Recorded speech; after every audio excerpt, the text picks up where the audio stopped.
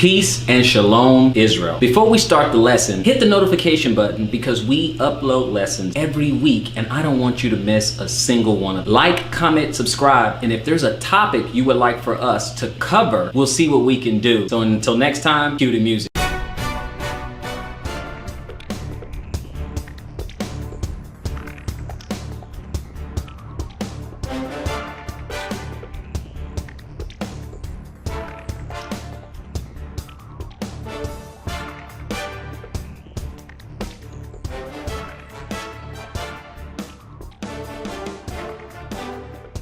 All praises to the Most High God of Abraham, Isaac, and Jacob, and peace to everyone joining us on this program. This is a Fountain of Israel Bible Studies program, and as always, it's an honor for me to stand before you on the Lord's holy Sabbath day. Now, without any further ado, this is part 2 of 7 abominations unto God. These are the 7 things that He hates, right? So if you didn't watch part 1 yet, we already went over the first 3 and we're going to go back into it. We're going to pick up at the shedding of innocent blood, okay? We're going to pick it up at that spot there, but if we get it from Proverbs, where he's talking about the 7 things that he hates, all right? So I'm going to go ahead and outline it one more time there, and then we're going to jump back to the shedding of innocent blood, right? So if we go over to Proverbs chapter 6, is where we get what we're looking for there. And Proverbs 6, and I think it's 16. Okay, starting at 16, all right? Because this is what the this 2-parter is all about. This is part 2. So at 16, he says, "These 6 things does the Lord hate, yea, 7 are an abomination unto him." And then it goes to tell us exactly what those 7 are, right? In 17, it says, "A proud look," okay, just somebody who is proud, right? "A lying tongue, and the hands that shed innocent blood." So we, in the last one, we dealt with those 3, except we got into, or we introduced the shedding of innocent blood, but we didn't get to, more scriptures, and which is where we're going to pick up from there. It also says, "A heart that devises wicked imaginations, and feet that are swift in running to mischief." Okay. He said in 19, he said, "A false witness that speaketh lies, and he that soweth discord among the brethren." He that soweth discord among the brethren. Okay, so he hates those things, right? And so we're going to deal with that some more, but we're going to go ahead and pick it up in 2 Samuel, okay, and where we're talking about the shedding of innocent blood. 2 Samuel. So let's go back to there. Let's go back there. 2 Samuel got first. And we're going to go 2 Samuel chapter 11. 2 Samuel chapter 11. And we're going to pick it up at 14. Okay? 2 Samuel chapter 11. We're going to pick it up at 14. And 14 reads this way. "And it came to pass in the morning that David wrote a letter to Joab and sent it by the hand of Uriah. And he wrote in the letter saying, Set ye Uriah in the forefront of the hottest battle, and retire ye from him, that he may be smitten and die. And it came to pass, when Joab observed the city, that he assigned Uriah unto a place where he knew that valiant men were. And the men of the city went out and fought with Joab. And there fell some of the men of the servants of David, and Uriah the Hittite died also. Then Joab sent and told David all the things concerning the war, and charged the messenger, saying, When thou hast made an end of telling the matter of the war unto the king, and if so be that the king's wrath arise, and he say unto thee, Wherefore approached ye so nigh unto the city, when ye did fight? Knew ye not that they would shoot from the wall, who smote Abimelech the son of Jerubasheth? Did not a woman cast a piece of millstone upon him from the wall, that he died in the beds? Why went ye nigh the wall?" Like, why did you get close to the wall? "Then say thou, Thy servant Uriah the Hittite is dead also." So the messenger went and came and showed David all that Joab had sent for him. Okay, so Joab was basically, rehearsing the matter with the servant, telling him, okay, if he gets mad, and say this and all that, right? And 23. And the messenger said unto David, surely the men prevailed against us and came out unto us into the field, and we were upon them even unto the entering of the gate. And the shooters shot from off the wall upon thy servants, and some of the king's servants be dead. And thy servant Uriah the Hittite is dead also. Then David said unto the messenger, thus thou shalt say unto Joab, let not this thing displease thee, for the sword devour one as well as another. Make thy battle more strong against the city, and overthrow it, and encourage thou him. And when the wife of Uriah heard that Uriah her husband was dead, she mourned for her husband. And when the mourning was past, David sent and fetched her to his house, and she became his wife, and bare him a son. But that thing that David had done displeased the Lord. See, we're talking about the shedding of innocent blood. And it doesn't matter whether you're Israelite or not. He doesn't like the shedding of innocent blood. See, the thing is, we get mad at other people. We get mad at the Gentiles for all the atrocities that they have done against us, that they levied against us, all the sins that they've done, all the heinous things that happened to them. I'm talking throughout the centuries, right? And we say, they're wrong for this and they're wrong for that. But judgment begins at the house of Israel. Right here, our second king of Israel, the king over all of us Israelites. Okay? The second king.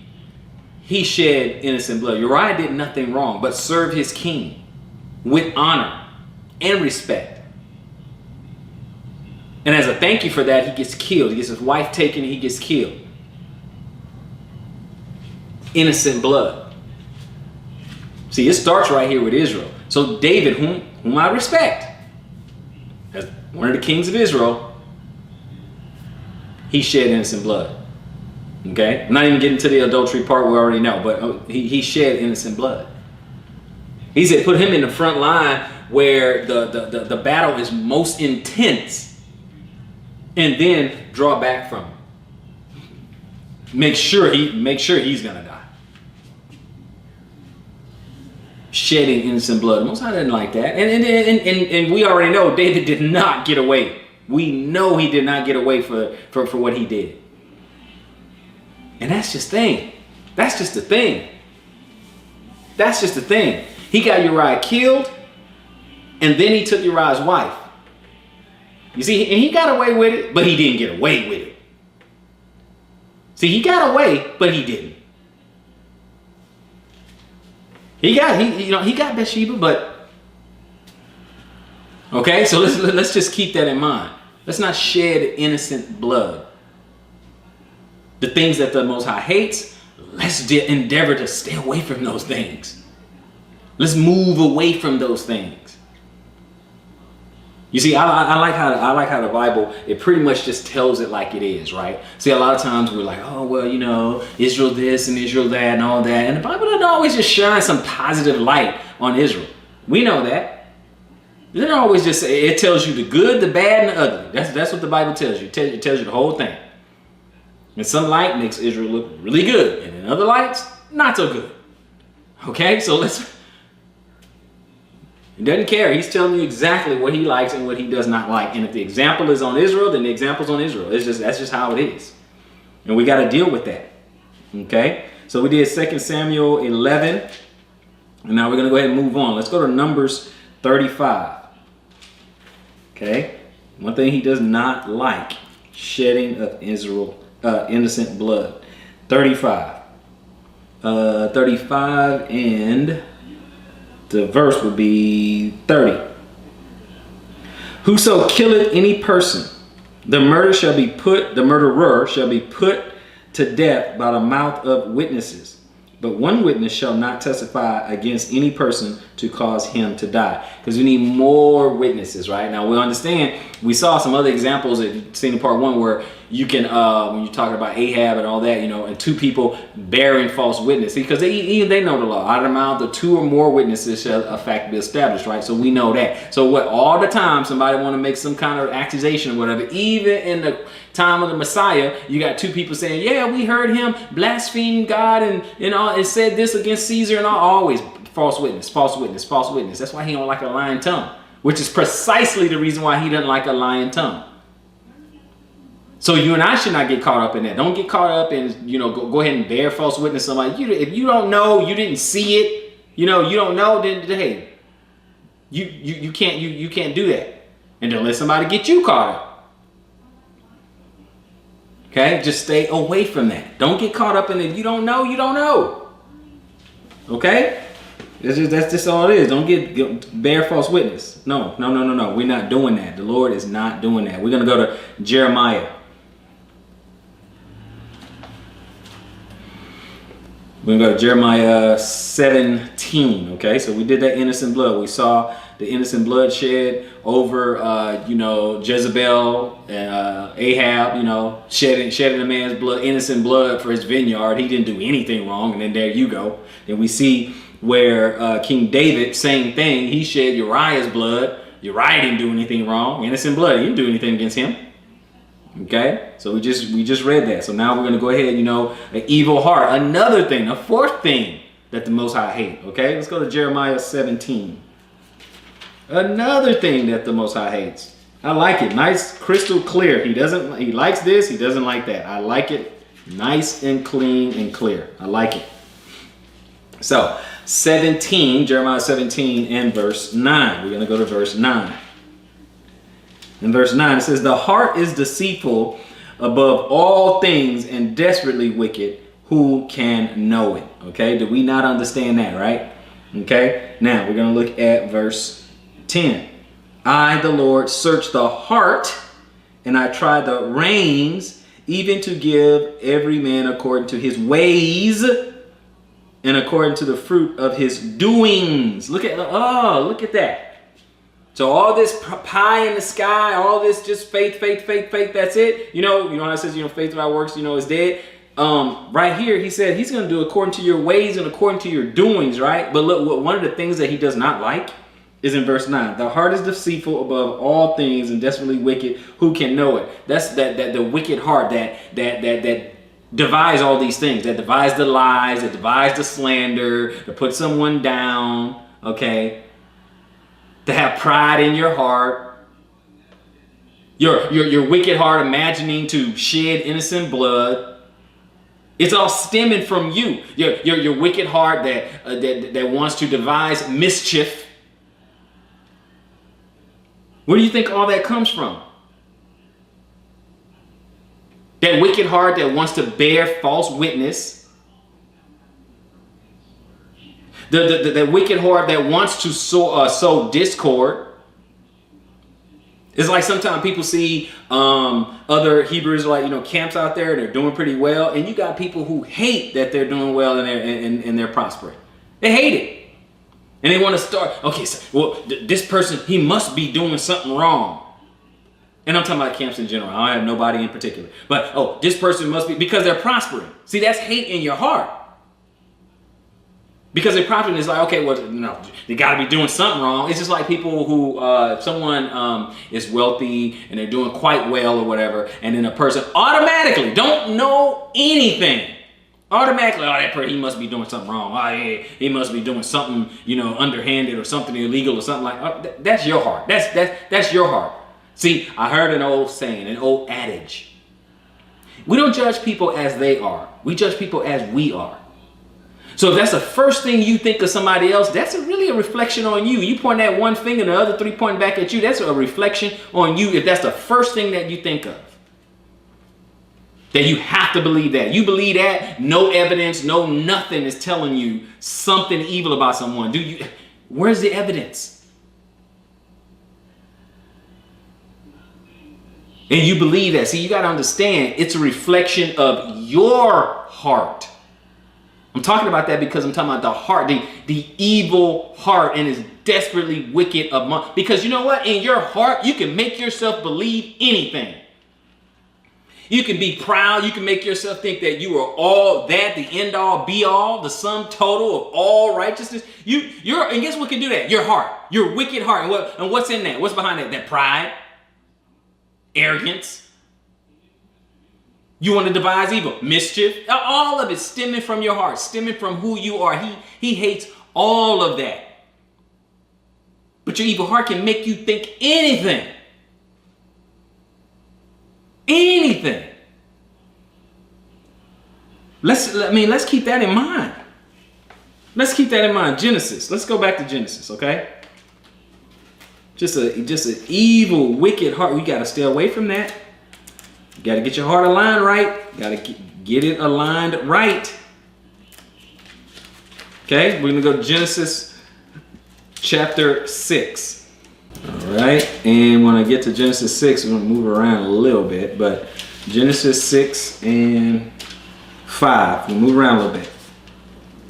And he said, in verse 5, he said, and God saw the wickedness of man was great in the earth, in that every imagination of the thoughts of his heart was only evil continually. The thoughts of his heart were only, now we know our heart doesn't think, it just pumps blood, okay? But he's talking about your mind, he's talking about that, you know, your inner being, okay, in your mind. That's the only thing you imagine. Wake up with mischief, evil on your mind, wickedness on your mind, right? That's it, right? So we're gonna go, we're in Genesis, right? But I want to go to 4 and chapter 8 or chapter 4, and then we're gonna read 1 through 8 real quick. All right, now let's look at this, because we're gonna look at Cain and Abel a little bit, right? Evil heart. Verse 4 and starting at verse 1, it says, and Adam knew Eve his wife, and she conceived and bare Cain, and said, I have gotten a man from the Lord. And she again bare his brother Abel. And Abel was a keeper of sheep, but Cain was a tiller of the ground. And in the process of time it came to pass that Cain brought of the fruit of the ground an offering unto the Lord. And Abel, he also brought of the firstlings of his flock and of the fat thereof. And the Lord had respect for Abel and to his offering. Okay? But unto Cain and to his offering he had not respect. And Cain was very wroth, and his countenance fell. And the Lord said unto Cain, why art thou wroth? And why is thy countenance fallen? If thou doest well, shalt thou not be accepted? And if thou doest not well, sin lieth at the door. And unto thee shall be his desire, and thou shalt rule over him. Okay? Your desire, where your desire comes from. Because we already know what Cain did. We already know the story of what Cain did. Okay? It was in his heart. He didn't want to offer the sacrifice the way the Lord wanted the sacrifice.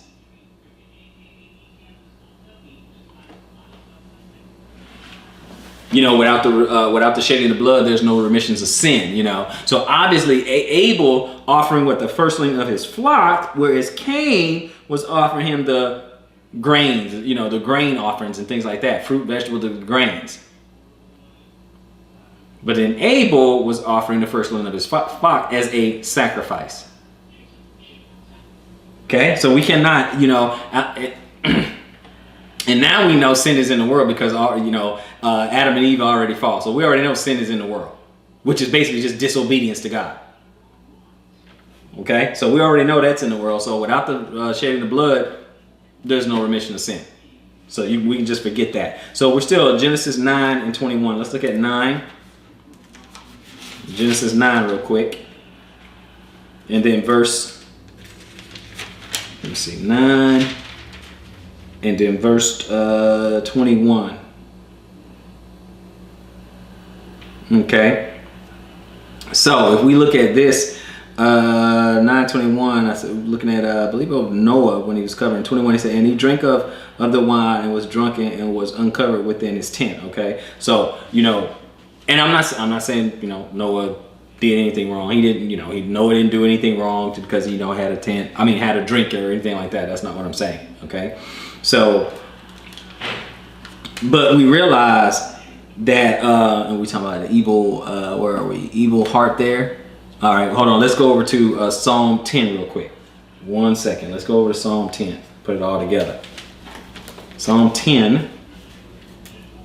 And we're going to read the first 4 verses.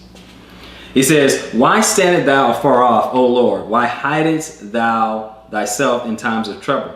And what he said, and the wicked in his pride does persecute the poor. Let them be taken in devices that they have imagined. Okay, again, that evil heart in your imagination.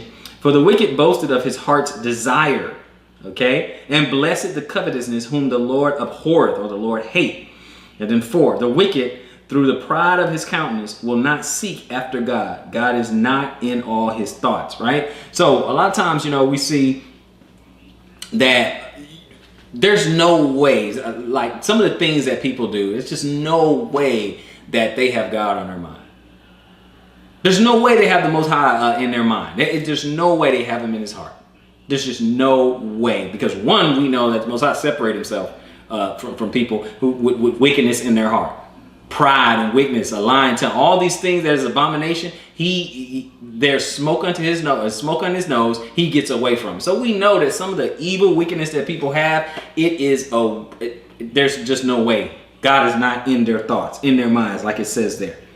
And 4, the wicked through the pride of his countenance will not seek after God. God is not in all his thoughts. There's just no way. There's just no way. Okay? And brothers and sisters, we didn't need that. The verse, with Noah and drinking and all that. Didn't need that verse. I needed to double check my notes, but we didn't need that one. Okay? So we're going to continue. More of the things that the Most High hates, right? So we're going to get into mischief, okay? Those who run around and spread mischief and do those type of things. We're going to take a look at that. Okay? And we're going to start at Isaiah. Let's start in Isaiah.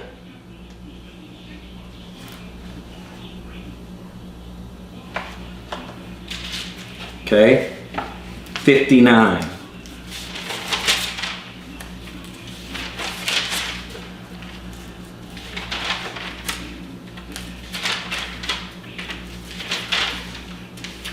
Isaiah 59. And when we get to 59, we're going to start at verse 1, right? 1 through 14. Isaiah 59. Let's see what he says. We're going to deal with this mischief. It says, behold, the Lord's hand is not shortened, that it cannot save, neither his ear heavy, that it cannot hear. But your iniquities have separated between you and your God, and your sins have hid his face from you, that he will not hear. For your hands are defiled with blood, and your fingers with iniquity. Your lips have spoken lies. Your tongue has muttered perverseness. None calleth for justice, nor any pleaded for truth. They trust in vanity and speak lies. They conceive mischief and bring forth iniquity. They hatch cockatrice eggs and weave the spider's web. He that eateth of their eggs dieth, and that which is crushed breaketh out into a viper. Their web shall not become garments, neither shall they cover themselves with their works. Their works are works of iniquity, and the act of violence is in their hands. Their feet run to evil, and they make haste to shed innocent blood. Hello? Their thoughts are thoughts of iniquity. Wasting and destruction are in their path. The way of peace they know not, and there is no judgment in their goings. They have made them crooked paths. Whosoever goeth therein shall not know peace. Therefore is judgment far from us. Neither doth justice overtake us. We wake for light. But behold, obscurity for brightness, but we walk in darkness. We grope for the wall like the blind, and we grope as if we had no eyes. We stumble at noonday as in the night. We are in desolate places as dead men. We roar all like bears and mourn sore like doves. We look for judgment, but there is none. For salvation, but it is far off from us. For our transgressions are multiplied before thee, and our sins testify against us. For our transgressions are with us, and as for our iniquities, we know them. In transgressing and lying against the Lord, and departing away from our God, speaking oppression and revolt, conceiving and uttering from the heart words of falsehood, and judgment is turned away backwards, and justice standeth afar off. For truth is fallen in the street, and equity cannot enter. Mischief. Mischief. It's what we do. Architects of our own demise. engineered by the evil imagination of our heart or mind. And that's what we want as a people. Mischief. We cry about peace and we want things to get better, but we don't demonstrate those things. We don't do those things that would bring about peace, justice, equity, righteousness. We're not doing those things. We're not really good at those things. But I tell you what we are good at. We're good at the mischief. We're good at having an evil heart. We're good, perfectly suited for that. Born in iniquity. We're good at shedding innocent blood. We're good at lying and bearing false witness against each other. We're good at that. Experts, masters. But are we practicing that which affords us righteousness? Are we practicing that? Just like you made a practice of sin, just like you made a practice of messing up before the Most High and got really good at it, are you making a practice of righteousness? Are you practicing that? Are you putting forth the effort for that?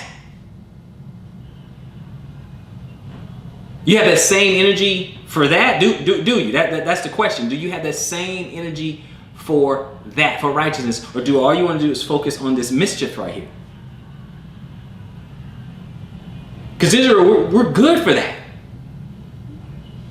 Just lost children groping around at noonday, blind, don't know where we're going, don't know right or left, don't know where the path is, don't know where to set their feet. Spread more mischief. Let's go to Romans chapter 8. Well, actually, Romans chapter 3. Excuse me. Romans chapter 3. And when we get there, we're going to do we're going to start at verse 10.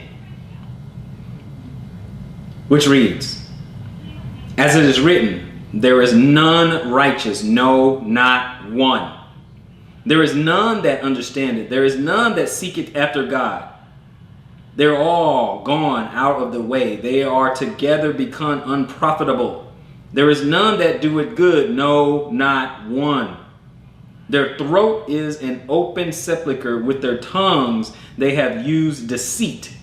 The poison of asps is under their lips, whose mouth is full of cursing and bitterness. Their feet are swift to shed blood. Destruction and misery are in their ways, and the way of peace have they not known. There is no fear of God before their eyes." In verse 18.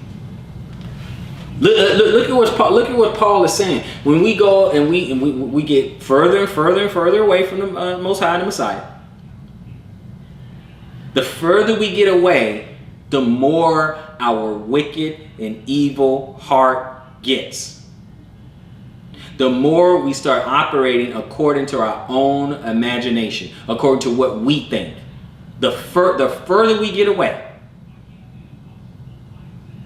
we start doing what we want to do, and we start processing things through our own personal lens, through our own pride and our own arrogance. In other words, our own wicked heart.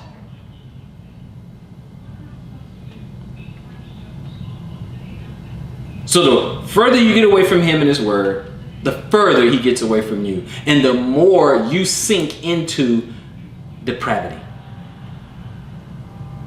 And it's so gradual. It's so gradual. Sometimes we don't even feel it. We don't even feel the obtenebration, the darkness that's surrounding us and overtaking us.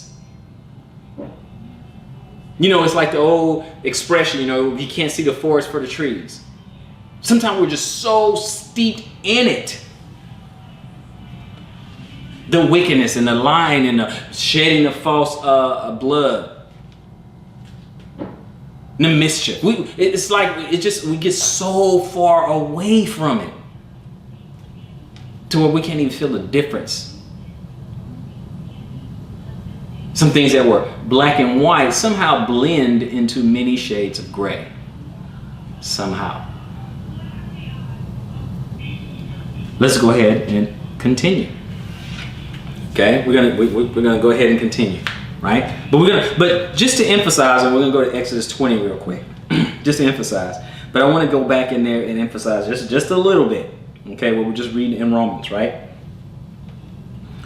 So again, if we started back over there in 10, he says, as is written, there is none righteous, no, not one. There is none that understandeth. There is none that seeketh after God. We've been reading that through the scriptures already.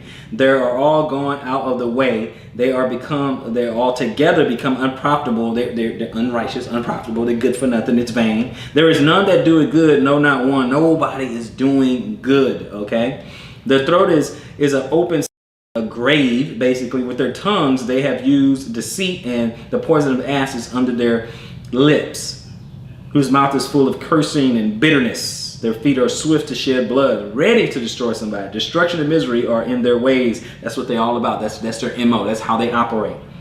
And the way of peace have they not known. And there's no fear of God in them. Period. That's mischief. That's mischief. This really just, it says it eloquently, you know, how Israel is. Ready to devise anything against their brother. Everybody real quick, oh yeah, you know, we're Israel, we're this and that. And then you realize just how much we hate one another. Then you realize just how much we hate one another. We hate on each other. And with that hate as a driving force, we devise mischief against our brothers and sisters. You have people, I could do a lesson, and you have people in the comment section or whatever. It could be a straightforward type of lesson or whatever. But someone has to come in and they're gonna just go, yeah, but see what you gotta do and what you gotta understand and and all that. Just to sow discord, just to start fighting. They do the same thing as some of the groups and everything. Hey, you know what? Let me go ahead and put this here, and we're trying to test you, trying to goad you into a debate or something like that. Just to sow discord. That's it. It's for nothing else. It's to stroke their ego. I'm gonna write this down here, whatever. I'm gonna wait till somebody challenges me, and then I'm gonna show everybody just how smart I am.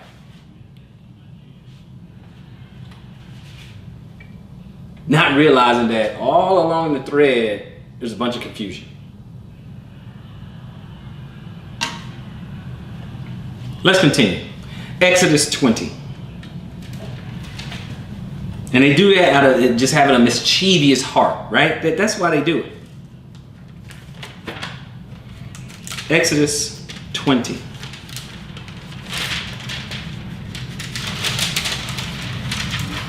And I just want 16. It says, thou shalt not bear false witness against thy neighbor. Now we know we've seen that a lot, right? You shall not bear false witness against thy neighbor. Okay, we know that we had those losers over there who lied.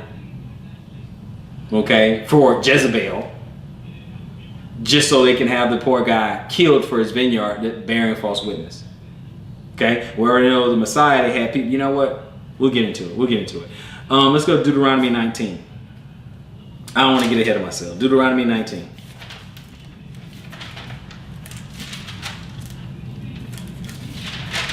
Let's just cross the bridge when we get it. Deuteronomy 19, and I'm going to start over at 15 through 21. 15, it says, one witness shall not rise up against a man for any iniquity or for any sin, in any sin that he sinneth. At the mouth of two witnesses or at the mouth of three witnesses shall the matter be established. Okay? At the mouth of two or three witnesses is this matter going to be established. Because we're talking about false witness. Okay? You shall not bear false witness against thy neighbor. So we're going to talk about false witness, right? Okay? 16. If a false witness rise up against any man to testify against him that which is wrong, then both the men between whom the controversy is shall stand before the Lord, before the priests and the judges, which shall be in those days. And the judges shall make diligent inquisition, okay, ask them questions, diligent inquisition, and behold, if the witness be a false witness and has testified falsely against his brother, then shall you do unto him as he had thought to have done unto his brother. So shalt thou put the evil away from among you. Okay, so he's saying if a false witness and bears false witness, and it be found out that he's false witness, bared false witness, then he shall get the punishment that he was trying to get on the other guy who is innocent. Among those who which remain shall hear and fear, and shall henceforth commit no more any such evil among you, because it's evil to bear false witness. And that eye shall not pity, but life shall go for life, eye for eye, tooth for tooth, hand for hand, foot for foot. Okay, which is people, that's where people get the phrase, eye for an eye. But yeah, if someone bears false witness, that person should be punished. Because you're trying to ruin or end someone's life all over a false testimony. So that should apply to you if it's found out you bear false witness. If indeed you bear false witness, then you deserve the punishment that you were trying to get levied against the innocent person. He doesn't like false witness because it's a strong testimony. If somebody, that's why it's so powerful to have an eyewitness.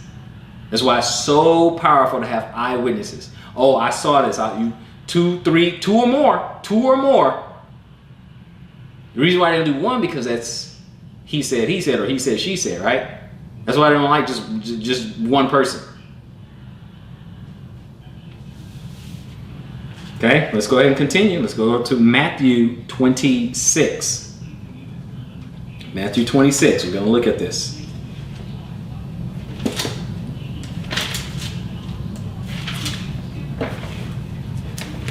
And when we get to Matthew 26, I'm going to start it over at verse, I should say. Matthew 26, I'm going to start it at verse 57. Matthew 26 and verse 57. All right, and we're going to go 57 to 62. So starting at 57, which reads, And they that had laid hold on Jesus led him away to Caiaphas, the high priest, where the scribes and the elders were assembled. But Peter followed him afar off unto the high priest's palace, and went in, and sat with the servants to see the end. Now the chief priests and elders and all the council sought false witness against Jesus to put him to death. Listen, I'm going to read that again in 59. Now the chief priests and elders and all the council sought false witness against Jesus to put him to death, but found none. Yea, though many false witnesses came, yet found they none. At the last came two false witnesses. Again, false witnesses.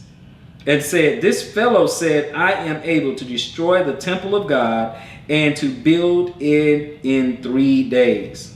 And the high priest arose and said unto him, Answerest thou nothing? Like you have nothing to say? What is it which these witnesses against you? Right? So he said, so look, you're not going to answer what they're saying against you? They said they heard you say that. And of course they want to misinterpret what he was saying. Okay, but I'm going to read the 63. It said, But Jesus held his peace, and the high priest answered and said unto him, I adjure thee by the living God, that thou tell us whether thou be the Christ, the Son of God. And Jesus answered unto them, Thou hast said, Nevertheless I say unto you, hereafter shall ye see the Son of Man sitting on the right hand of power and coming in the clouds of heaven. Okay, so that was it. You can read the rest, and they just went crazy. They just went crazy. False witness, because they bear false witness against him, saying he did this, he did that, but they couldn't prove it. He did this, did that, he couldn't prove it. And then they took something that he said out of context. When he said, I'm going to build a temple, he was talking about his body. Okay, that's what he's talking about. Now, we know that he was talking about his body. But they would take that out of context. They were trying to find something, anything to get this guy. Anything. See how powerful the tongue is? You can be killed by something you said. Now, of course, we know that, Christ did not blaspheme God or anything like that. We know he didn't do anything wrong. But I'm just saying, if someone just heard you say something that you shouldn't have said, you can get killed. But again, false witness, left and right. So what we do? We do pride, the lying tongue, the shedding of blood, the evil heart, mischief. We talking about false witness, and we got to deal with one more. We got to deal with discord, who love to sow discord among the brethren. We got to deal with that too. Okay, so let's go ahead and deal with that now in Proverbs 6. Let's go ahead and deal with that so we can get all 7 abominations out and on the table. Okay, Proverbs 6. And when we get to 6, we're going to read 12 through 15. Okay, and it says what? A naughty person, a wicked man, walketh with a froward mouth. Okay, perverse. He winketh with his eyes, he speaketh with his feet, he teacheth with his fingers. Frowardness is in his heart. He devises what? Mischief continually. He what? Soweth discord. Therefore shall his calamity come suddenly. Suddenly shall he be broken without remedy. Okay, so you see that? He'll be broken without remedy. And then we get into it. Therefore shall his calamity come suddenly. Suddenly he shall be broken without remedy. Now 16, he says, and these 6 things does the Lord hate. Yea, 7 are an abomination. Okay, so we were there, right? We were there. Okay. And then that's when you get into all the things that he hates, okay? But he said he soweth discord. We pull that one out, right? So Proverbs 17. We're still in Proverbs, but let's go to chapter 17, okay? 17 and 1, what does it say? It said, better is a dry morsel and quietness therewith than a house full of sacrifices with strife, okay? So all this discord, strife, discord, okay? Better not to have all that discord. So let's go to 28 in Proverbs, okay? If we go to 28 and read verse 25, it says, he that is of a proud heart stirred up what? Strife. But he that putteth his trust in the Lord shall be made fat. Okay? He that, with a proud heart. Look at all that pride, that wicked heart, a proud. Look at all the other things that comes from it. Look at the fruit that pride or an evil heart or an evil imagination. Look at the fruit that it bears. Okay? So 28 and 25, it says, and he that is of a proud heart stirred up strife, discord. But he that putteth his trust in the Lord shall be made fat. Okay? You'll prosper. You'll do well. You put your trust in the Lord. You'll be okay. Okay? So we're gonna keep going. We're gonna continue. And then we'll kind of go over some of these things.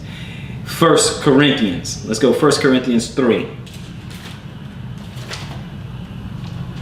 Okay? 1 Corinthians chapter 3. We're going to read 1 through 6. And I, brethren, could not speak unto you as unto spiritual, but as unto carnal, even as unto babes in Christ. Okay, look at how he's positioning it. I have fed you with milk and not with meat, for hitherto you were not able to bear it, neither yet now are you able. Like, you're not ready to hear it. You're not ready to hear this heavy stuff, right? For ye are yet carnal. For whereas there is among you envying and strife and division, and are not carnal, and walk as men. For while one saith, I am of Paul, and another, I am of Apollos, are ye not carnal? Who then is Paul, and who is Apollos, but ministers by whom ye believe, even as the Lord gave to every man? and I have planted, Apollos water, but God gave the increase. He's trying to let you all get a little bit of an understanding, right? You all were all divided. Now, one thing that you and I, we're probably not going to disagree on, okay, is that Israel is divided. Israel is scattered and Israel is divided. When it comes to matters of the Bible, we're divided. When it comes to matters, there's nothing but discord. We cannot live peaceably one to another. It's nigh impossible. Which, by the way, is why we need the Messiah. It is nigh impossible because we just can't seem to get it right. There's nothing but a discord. We can't agree on doctrine. No, don't. His name's not this and not that. You can't do that. Oh, well, salvation, we can, salvation, you got it, you can't lose it. Is it Israel only, or will other people graft it in? Oh, Paul was talking about, Hellenized, Hellenized Israelites. But everything, all Israel, whatever, only Israel is going to get in the kingdom and stuff. We can't agree on that, okay? Is there, a Trinity or no Trinity? Okay, is the Godhead or whatever? Okay, well, the divinity of Christ. Okay. Oh, Christ, he comes from a seed. He comes from the seed of Joseph. Okay, there's no immaculate conception and all. We can't agree on that. We can't agree on anything. Oh, the New Testament is fake. You don't need none of that. Nothing but discord. I can go on and on and on, and you guys know that. I can go on on the things we do not agree on. Period. I can on and on, and everything I just said, that's just within Israel. Now, I'm not even talking about Israelites versus Christians. I'm not talking about none of that. Nothing but discord. Nothing but discord. Looking for debate and strife and drop bombs to just to get people all riled up and all. They love it. That's who Israel is, unfortunately. That's who Israel is. We hate on each other. That's what we do. It's one of the identifying markers of who we are, unfortunately. It shouldn't be, but it is. We shouldn't be sowing discord among the brethren, but we do.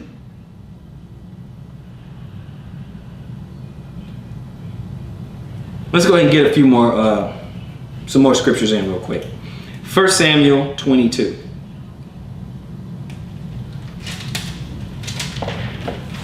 First Samuel 22.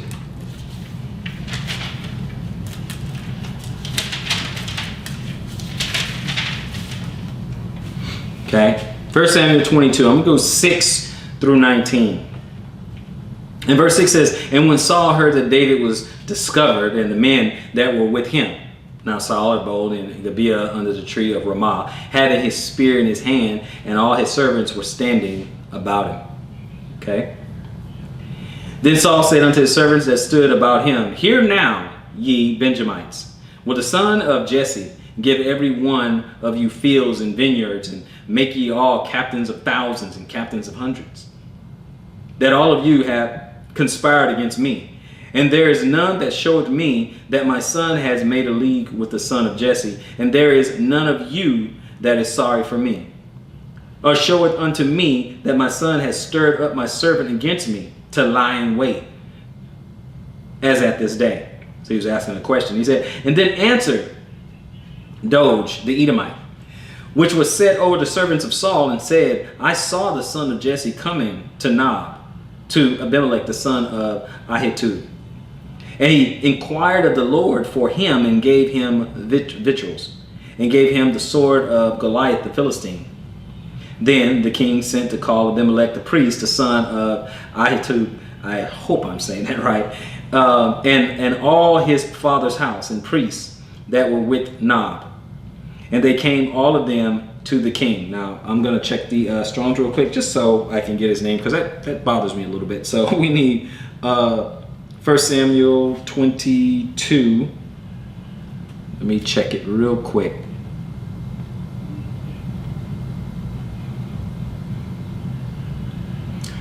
First Samuel 22 and Where do we start here? 9. Okay, so I'm gonna check with the Doeg. That's what it looks like. Doeg for Doeg. Okay, Doeg, and then I want to check. Let's see there. Akitub. Yeah, Akitub. That's what it says. That's the pronunciation. Akitub. Okay, Akitub. So we're gonna go with Akitub. That's what the pronunciation key says. So we're gonna go with Akitub. And Saul said, "Hear now, thou son of Akitub." And he answered, "Here I am, my Lord." Okay, so let me go back to my notes there. And we're going to read up to 19. And Saul said unto them, "Why have ye conspired against me, thou and the son of Jesse, in that thou hast given him bread and a sword, and has inquired of God for him, that he should rise against me to lie in wait, as at this day?" Then Abimelech answered the king and said, "And who is so faithful among all thy servants as David, which is the king's son-in-law, and goeth at thy bidding, and is honorable in thy house? Did I then begin to inquire of the Lord for him? Be it far from me. Let not the king impute anything unto his servant, nor to all the house of my father. For thy servant knew nothing of all this, less or more." And the king said, "Thou shalt surely die, Ahimelech. Ahimelech. It's not with a B, it's with an H. Ahimelech, thou and all thy father's house." And the king said unto the footmen that stood about him, "Turn and slay the priests of the Lord, because their hand also is with David, and because they knew when he fled and did not show it to me." But the servants of the kings would not put forth their hand to fall upon the priests of the Lord. Whoo, boy, I tell you, that's all. And the king said to Doeg, "Turn thou and fall upon the priests." And Doeg the Edomite turned, and he fell upon the priests, and slew on that day 75 persons that did wear a linen ephod. The priests just killed the priests. 19. And Nob, the city of the priests, smote he with the edge of the sword, both men and women, children and sucklings, and oxen and asses and sheep, with the edge of the sword. Discord. So King Saul is like, "Oh, you guys are not with me? You conspiring against me? Oh, you guys, y'all backing David." All this discord. And then of course the Edom might be like, "Well, I'll kill him." You know, you have the other guy, the footmen, they're like, "Nah, we don't want to put our hands on, the priests of the Lord. No, we're not going to do that." And so he turns to the Edomite, and the Edomite ready to shed blood. Discord, mischief, all these things. You see the thread that run through all this? Do you see that? Let's get a few more so we can get on out here. Galatians 5, okay? Galatians 5. Okay, Galatians 5. I just want to get a couple more and then we'll be done. Galatians 5, and we're going to do 19 and 20. 19 says, "Now the works of the flesh are manifest, which are these: adultery, fornication, uncleanness, lasciviousness, idolatry, witchcraft, hatred, variance, emulation, wrath, strife, sedition, heresies." Okay, so all these things that all these things that the Lord does not like. Okay, all these things. But yet we can look throughout history, the history of our ancestors and stuff, and they did all that. They did all of it. Let's continue. James chapter 3. We'll keep going. Okay. In James 3, we're going to go 13 through 18. James 3, 13 through 18. It says, "Who is a wise man endued with knowledge among you? Let him show out of the good conversation his works with meekness and of wisdom. But if any of ye have bitter envying and strife in your hearts," okay, still talking about that discord, "glory not and lie not against the truth. This wisdom descended not from above, but is earthly, sensual, devilish.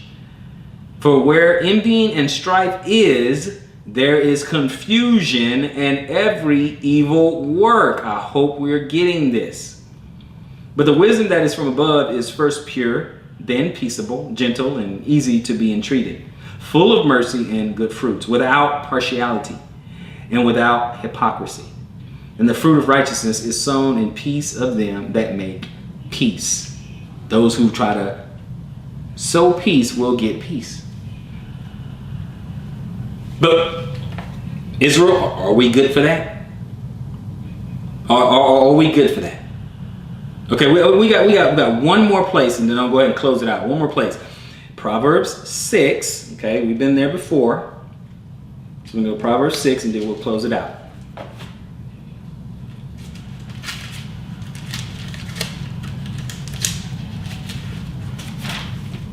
Proverbs 6, and we're going to do 16 to 23 to close it out.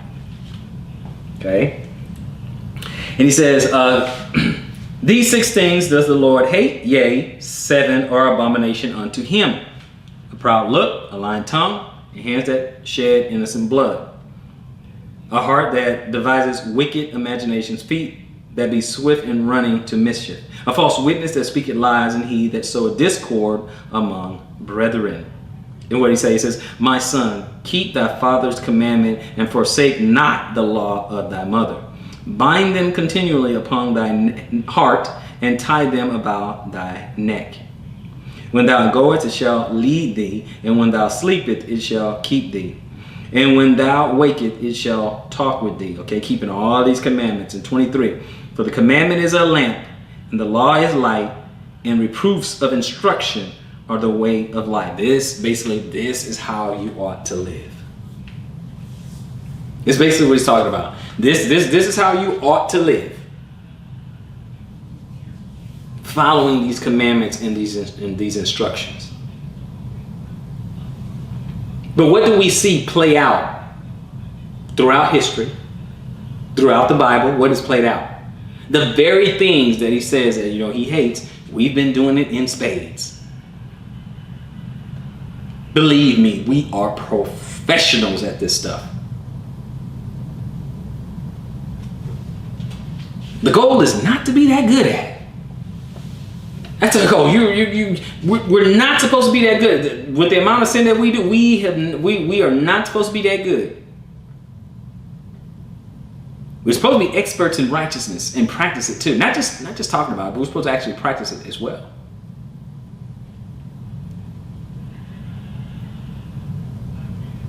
So what are you going to do? So my whole point in this lesson is to recognize these things. To recognize a proud heart. A proud look, I should say, and an evil heart. Recognize bearing false witness and shedding innocent blood. And spreading mischief and discord. Recognize all these things. Recognize the abominations. Recognize the things that the Most High hates. And then avoid it. Get it out of your life. Because the further you are away from that, the closer you are to the Messiah and the Father. The further you are away from abominations, the closer you are to the Father. Because he resists that. He resists abomination. He resists the proud. He resists wickedness. So, if you get nothing else from the lesson, stay away from those things. Distance yourself from that. If you get nothing else, distance yourself from that. Now, search the scriptures and prove all things. And just as a reminder, please check the description box. Write your comments in the comment section down below. Check the description box. Please hit the like button. It really helps with the YouTube algorithm to help us keep getting these lessons out to more and more and more and more people as possible. To wake up as many people as possible. To get them on track, to get them right in the words in the scriptures. To get them going. Okay? We just want to get it out to everybody, and then guess what? The Most High is going to sift through them. I know everything I teach. Not everybody agree. People, they start doing whole sermons in the comment section below and all that. I understand it's not for everybody. But we go ahead and we let's put the word out there and then let the Most High sift through it. Until next time, search the scriptures and prove all things. Shalom, Israel.